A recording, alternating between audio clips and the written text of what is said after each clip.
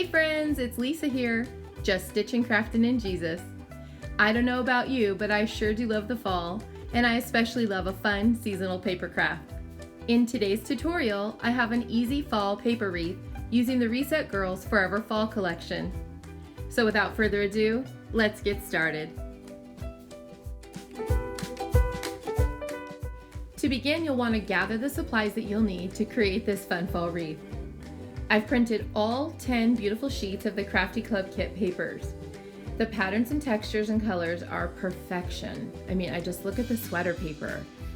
Oh, and the plaids and the wood, they're beautiful.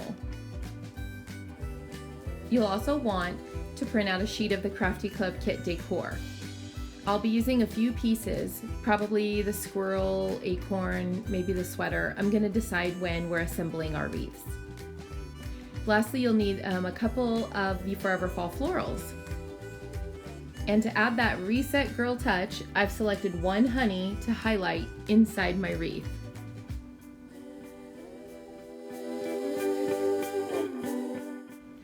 Feel free to add in some vintage ledger paper or hymnal paper, anything from your ephemera stash that you might want to also make leaves out of.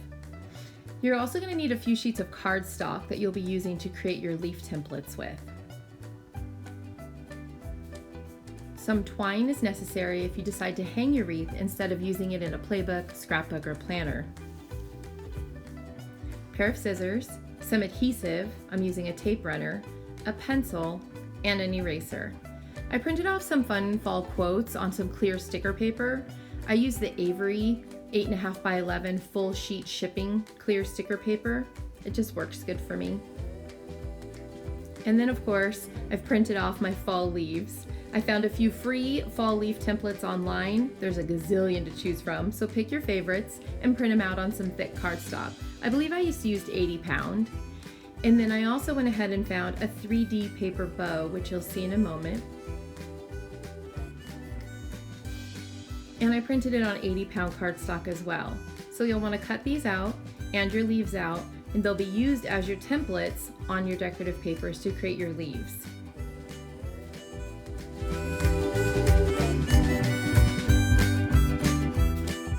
You'll see here that I've cut out my leaf templates and the 3D bow template as well. Next, what we're going to do is take your templates, turn over your decorative paper, and I've used a 32 pound paper, and I'm going to trace my leaves. You'll want to trace your leaves, as many as you want, on the back side. This way any messy writing, it won't show. So you'll do that a gazillion times, and as you can see here, I just fast forward to all the leaves in all the colors, printed out and cut.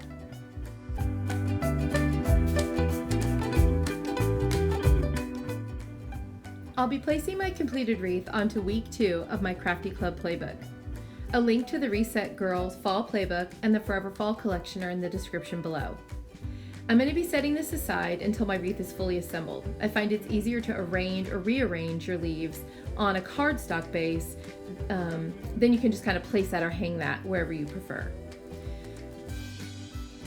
I chose the beautiful wood grain from the Crafty Club papers. I just take a simple plate from around the house and I trace it on the back. Then I dug around for another round shape to fit in the center to create a ring, and I found this canister lid and just trace that onto that as well.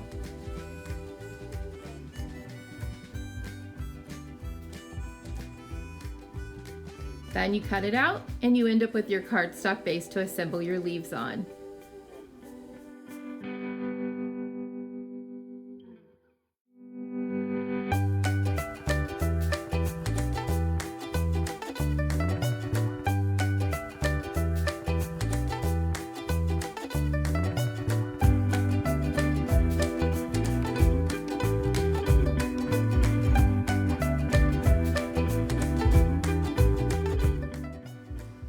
Up cutting some leaves and my 3D bow from some vintage sheet music cardstock that I found in my stash.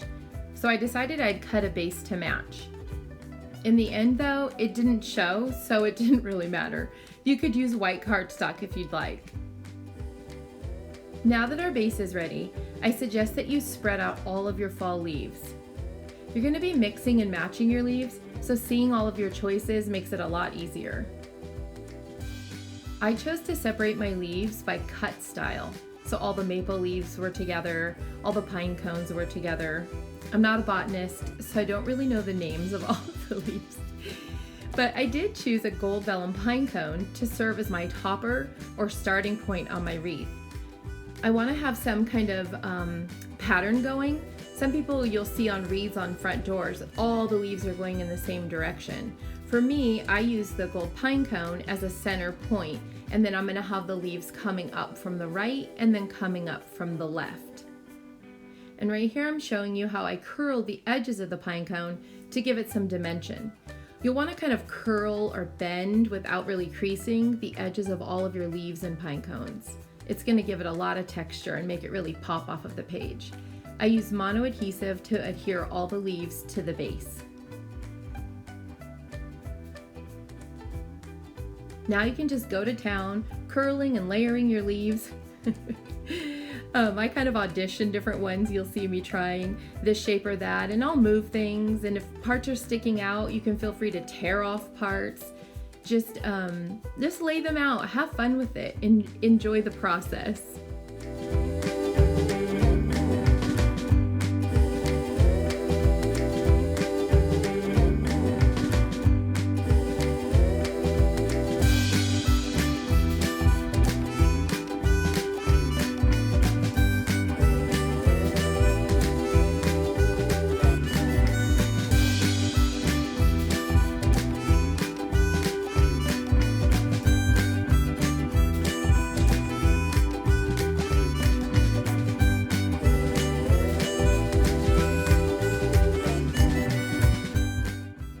I use a scrap piece from the base center as a guide.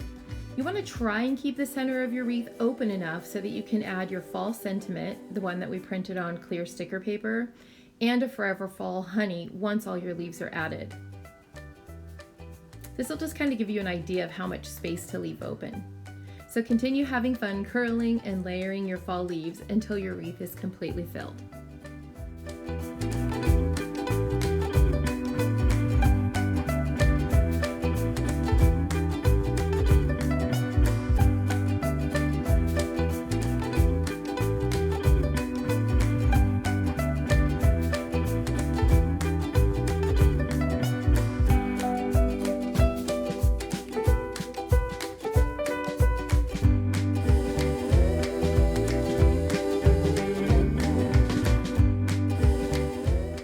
To create balance on your wreath, place some of the leaves of the same color so that they create 3 different points. As I look at my wreath, I see that the mustard is in 3 points, the peacock blue, and the orange. The colors are like organized chaos.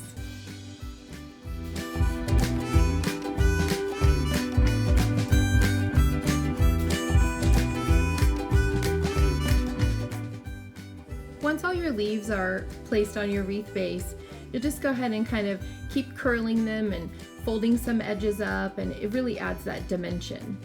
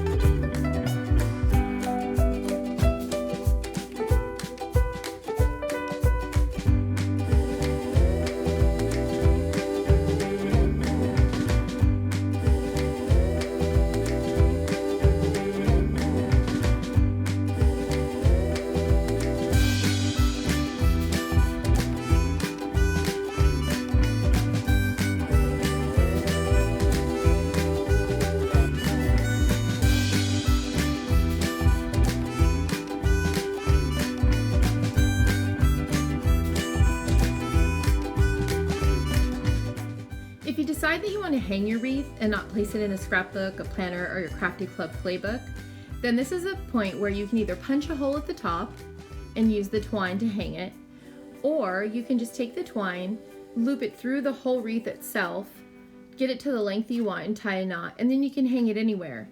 I suggest cutting a separate base, maybe the wood one that we cut previous, and you could put it on the back so that the back is also finished.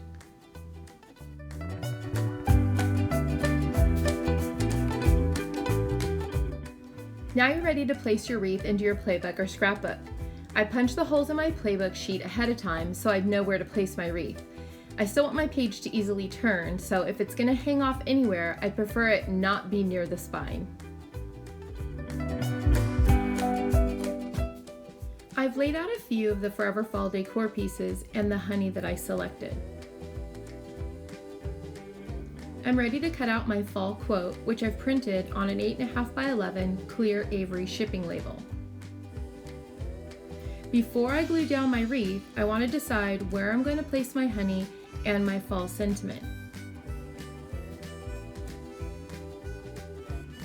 It's important that I am sure to leave room for my 3D bow at the bottom of the page, so my wreath needs to be a little bit higher up on the page. I just play around with the positioning of the pieces, basically until I'm happy with the layout, and I like it a little bit higher up on the page.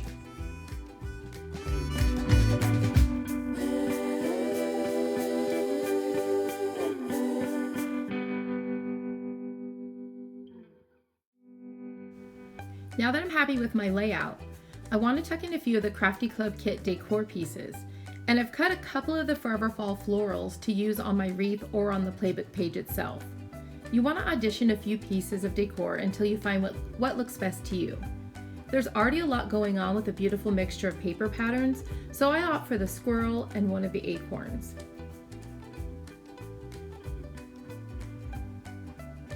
I know I'm going to be putting those darling sweaters to good use on another one of the pages in my playbook.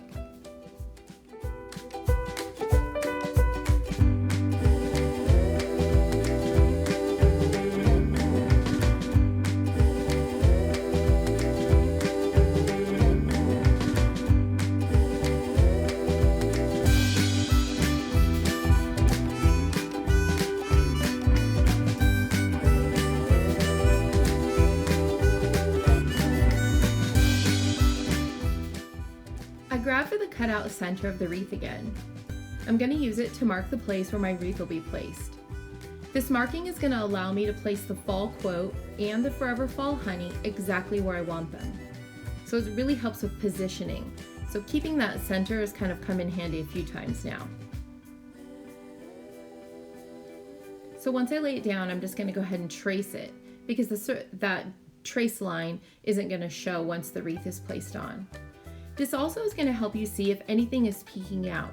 So once you attach the honey and your quote, if anything is outside of the lines, you'll want to trim it so that all we see is the leaves and the finished wreath. It'll be nice and clean.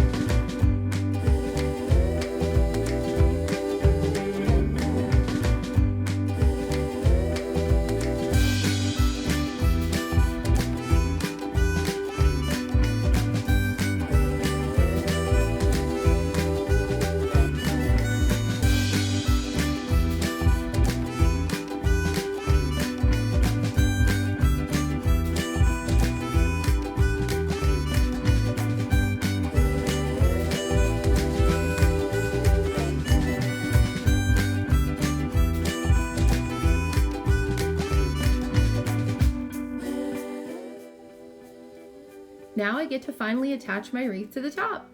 So I just apply adhesive to the back and then press it down.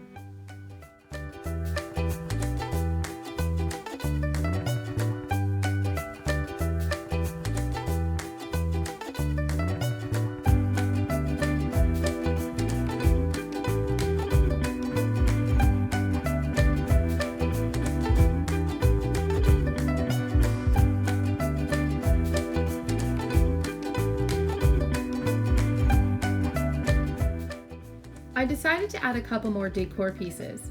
Placing these tiny decor leaves just above the honey, it kind of makes them look like they're falling in an autumn breeze.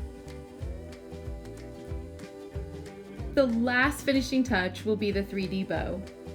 You should have already cut out your pieces on the decorative paper of your choice. I'm going to use my template to show you how easy it is to assemble. The large and small ribbon pieces are glued exactly the same, then layered on the base ribbon. Mono adhesive will work, but I find a thicker adhesive like Fabri-Tac has a better hold and it's really fast.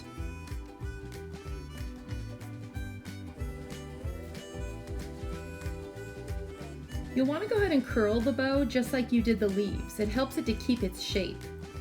It's really kind of fun to mix and match the papers on the bow. You can double up the base like I did. I even add a vintage button to the center of my bow to finish it off.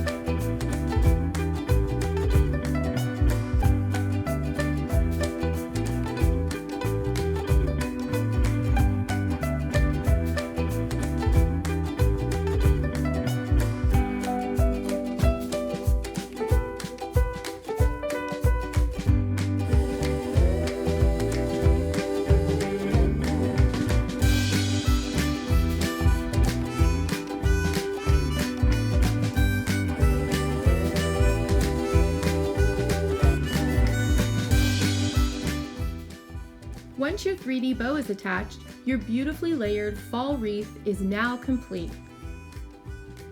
I hope you've enjoyed my video and have some crafty fall fun creating a wreath of your own. Like and subscribe for more stitching, crafting, and Jesus.